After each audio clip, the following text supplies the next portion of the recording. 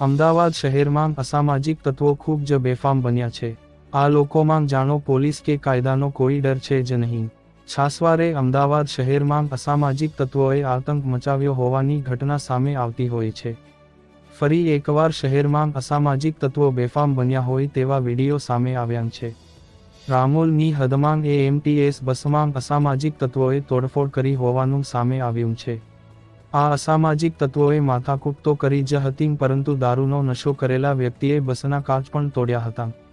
જો કે વિગતો એવી સામે આવી છે કે એક જ વ્યક્તિ હતો જે દારૂનો નશો કરીને આવ્યો હતો। ઘટનાની જાણ થતાં રામોલ પીઆઈએ ઘટના સ્થળે પહોંચી કાર્યવાહી હાથ ધરી દીધી છે।